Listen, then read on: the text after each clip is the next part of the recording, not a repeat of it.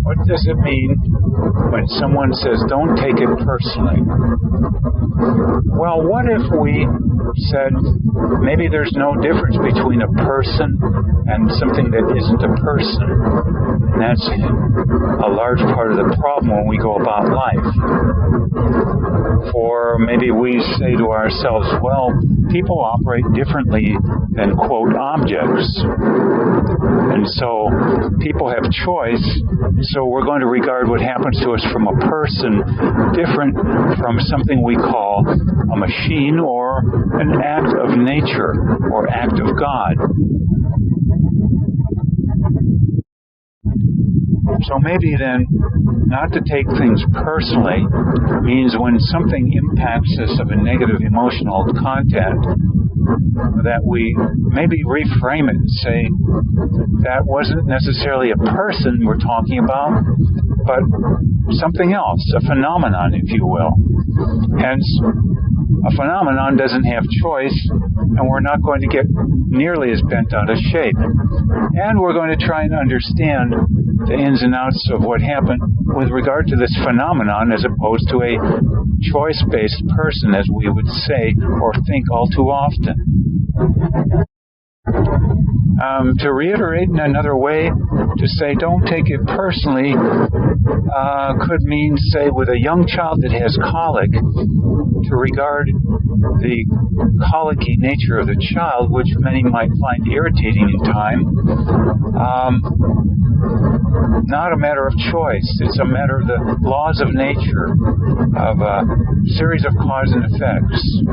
And then we don't tend to call that due to a person, do we? We call it something else, anything else but a choice-based action or impact upon us that a person causes. Hence the phrase, once again, don't take it personally, meaning look to the cause and effect series of chain of events rather than supposed choice someone pulled out of a hat. Thoughts to consider here.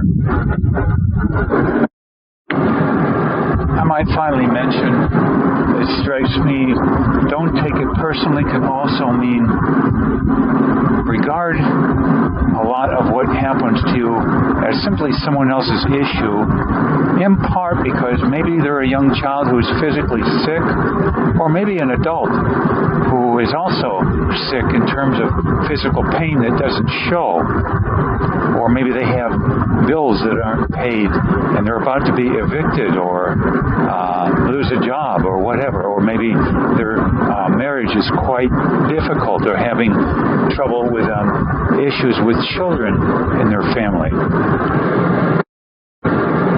Or maybe just like a young child can have colic, maybe an adult can have a non-physical based illness called an addiction, whether chemical based or not. So again, to not take things personally in these instances, I think could mean not to look on the surface and not see the pain underneath by something that isn't visible, as if what is only painful is if you see someone in a wheelchair with one or two legs missing. And otherwise we might assume everything is hunky-dory and exactly like our lives in every respect, which couldn't be further than the truth. And what's more, not taking it personally, meaning not getting bent out of shape if the so-called adult addict, whether chemical-based or not, can't find quality help that's going to make a difference in the plus direction, as opposed to the zero direction or negative direction. And so to realize this, the scarcity of quality help that's going to get you somewhere positive and at a cost one can afford, giving again a confidence and heightened compassion, not to, quote, take it personally in terms of deeming this coming from someone who could have gotten help to make things better in their lives and in turn ours, when in fact that help generally tends not to exist.